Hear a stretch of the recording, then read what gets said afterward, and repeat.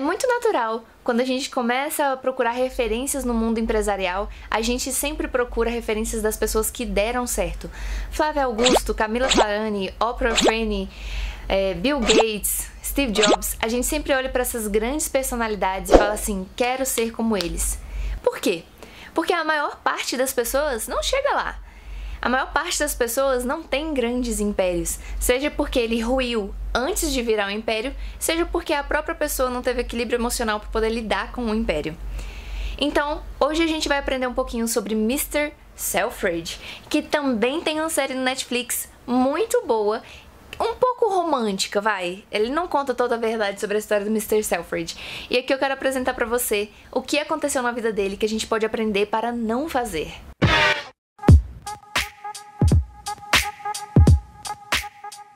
Harry Gordon Selfridge foi um varejista britânico nascido nos Estados Unidos que fundou a Selfridges, que é uma loja que existe ainda até hoje, então se você for dar um pulinho lá em Londres, passa lá na Selfridges. E seus 30 anos de varejo na Selfridges fizeram com que ele fosse um multimilionário e um cara muito respeitado ali no Reino Unido, na Inglaterra.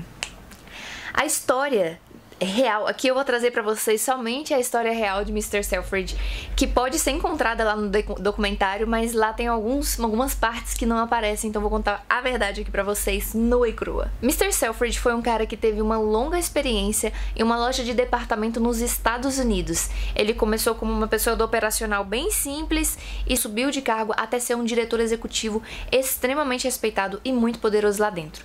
Com essa experiência, ele foi para Londres, onde as pessoas ainda não conheciam lojas de departamento. Então, elas entravam nas lojas e elas tinham que pedir para a pessoa ali pegar o que ela queria ver. Por exemplo, vamos supor que uma pessoa fosse comprar uma luva. Ela tinha que pedir para o atendente mostrar a opção da luva que ela queria para saber se tinha. Então, eu não podia simplesmente olhar e testar. Não, eu quero uma luva vermelha. Ele te mostrava as luvas vermelhas que ele tinha. Se você não soubesse o que você queria, também não tinha como procurar. Então, por esse motivo, ele foi muito inovador. E ele construiu a Selfridges, que é a loja, na Oxford Street. Gente, eu não sei se vocês já viram foto daquela época, mas a Oxford Street era um lugar, assim, tipo, muito abandonado mesmo. Era um meio de lugar nenhum. Não tinha nada lá. E ele dizia que lá ia nascer o império e lá ele ia criar uma tendência. É certo que ele conseguiu fazer isso, e a Selfridges conseguiu se impor como uma loja muito grande. Ele abusava e usava de jornais, meios de comunicação. As vitrines que ele colocava na loja eram cenários que ele agrupava com as roupas, e ele foi realmente muito inovador. Foi a primeira loja, o primeiro local em Londres, que naquela época já era famosíssima, que tinha um banheiro público para mulheres. Era uma primeira loja que as mulheres poderiam ir sem ficar despreocupadas, porque como era uma loja muito feminina, com artigos muito femininos, elas poderiam andar desacompanhadas lá dentro. Foi a primeira loja que os britânicos, os londrinos, poderiam testar perfumes, roupas, cheiros, sabores. Foi a primeira loja que trouxe grandes inovações, como a primeira transmissão de rádio e TV, uma das poucas lojas que apoiou o movimento feminista de votação, que apoiava as mulheres votarem. Inclusive, ele colocou uma janela lá, gente, eu fico arrepiada só de lembrar. Ele fez uma das janelas dele dedicada só para isso foi real. Então, as mulheres naquela época, elas estavam numa militância muito forte, destruíram lojas, destruíram vitrines, destruíram carros para poder mostrar que mulher tinha poder sim e que mulher deveria votar. A loja da Mr. Selfridge não somente foi respeitada e não foi degradada, como ela também foi apoiada e protegida pelas mulheres.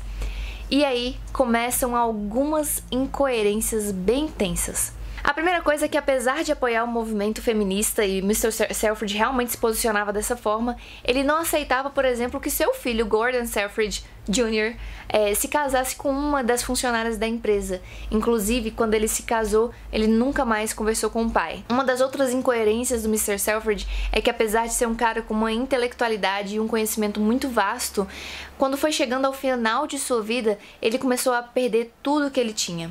E aí vem uma dica interessante para você se atentar aí na sua empresa. Somente de 4 a 14% dos processos sucessórios dão certo.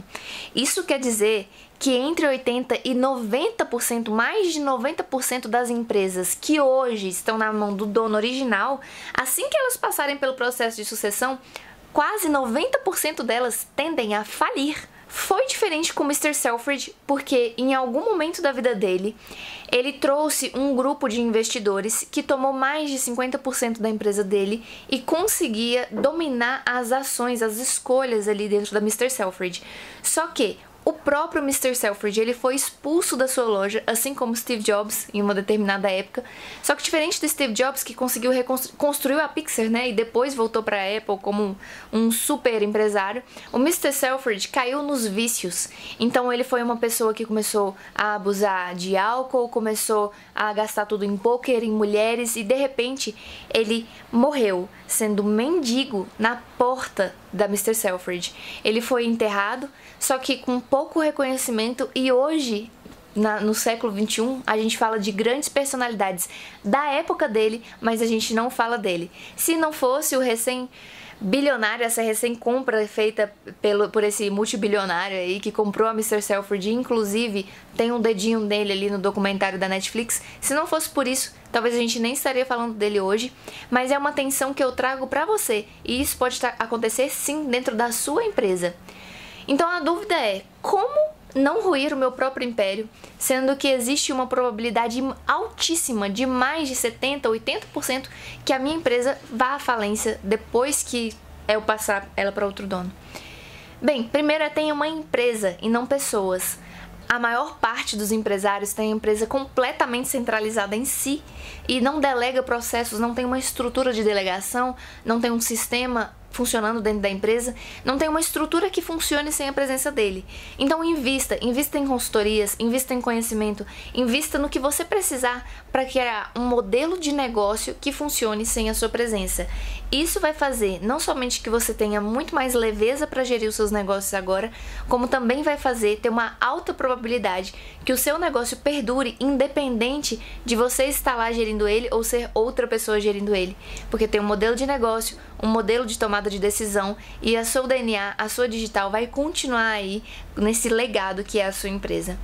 Se você gostou do vídeo de hoje, dá um joinha aqui embaixo para eu saber e fala pra mim se você gosta desse modelo onde eu comento sobre séries, onde eu comento sobre personalidades, ou de um modelo que eu trago mais artigos científicos, eu trago mais pesquisas e livros.